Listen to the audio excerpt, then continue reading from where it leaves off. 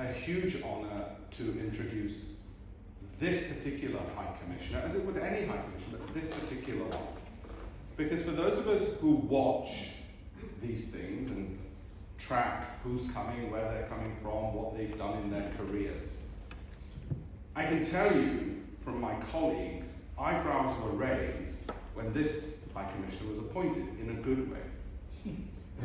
He's young, dynamic, a huge reputation, born of not just his last posting as High Commissioner in Bangladesh, formerly working in the office of the Prime Minister of India, also within India's permanent representation at the United Nations as well. And I believe from your days in Hong Kong you speak Mandarin. Have you kept it up?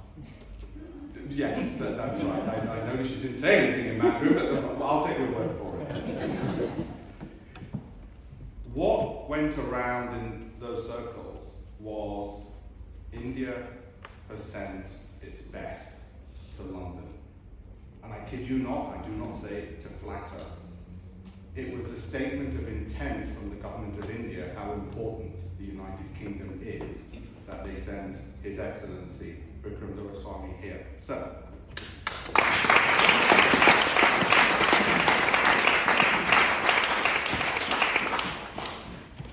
thank you, Alpesh, for those extraordinarily gracious words and very flattering words too. My lords, ladies and gentlemen, colleagues from my team at the High Commission, and of course Krishnaji for all your service. Where does one begin to underline how important the role of Sardar Patel was in our national journey in India? Today, we can travel from Kashmir to Kanyakumari and from Kutch to Kohima without once thinking about where we are. That is Sardar Patel's contribution.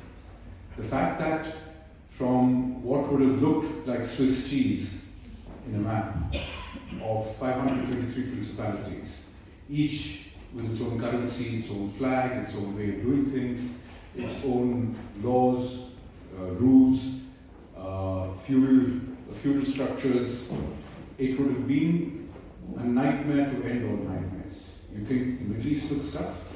Imagine what it would have looked like if we had been in those circumstances.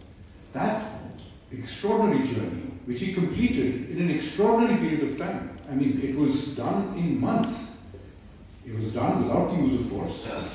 It was done through persuasion, through iron will, hence Iron Man. It was done through pure legal and logical constructs. It was done in a way that it was impossible to resist. That is a sensational story. It's a story that hasn't been told often enough and certainly merits recognition. There are many other great attributes to Sardar Patel. His satyagraha in Kheda was one of the defining acts of satyagraha in the first wave of independence activities, starting with the non-cooperation movement. Mahatma Gandhi was later to say that you drew up the most comprehensive program of satyagraha in Kheda. His Sardar, his chieftain, was Sardar Patel, and his contribution in the design and the execution of political projects in the forward movement of the national movement were all critical contributions to the success that later came about.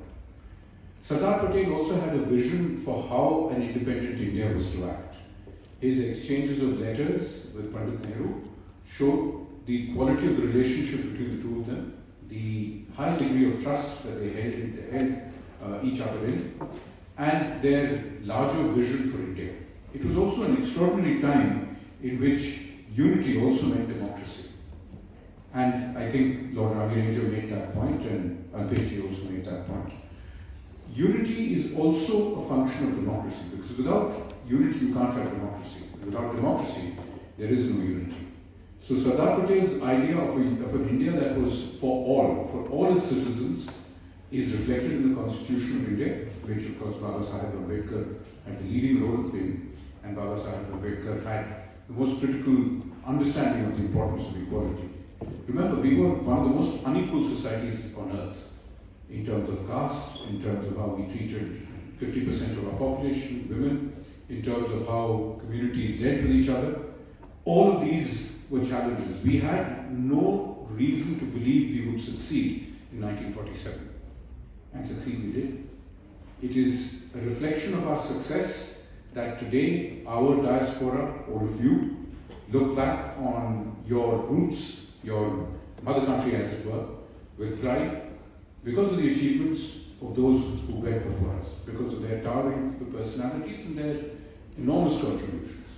So what is it that we can do together to commemorate unity and to take forward the spirit of Sardar Patel in our daily existence?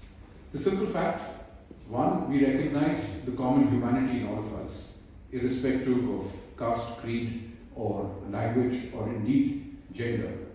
And we celebrate what is first and foremost that which unifies us. Commitments to democracy, patriotism, the democratic spirit, the spirit of inquiry, the spirit of liberalism. So I think that first and foremost, whether you are a British citizen, citizen of Indian origin, or an Indian citizen, all of these don't really matter. Fundamentally, we have that commitment to the values of Sardar Patel. Second, keep the bond between India and the United Kingdom, of which you are the trustees, the living bridge, intact.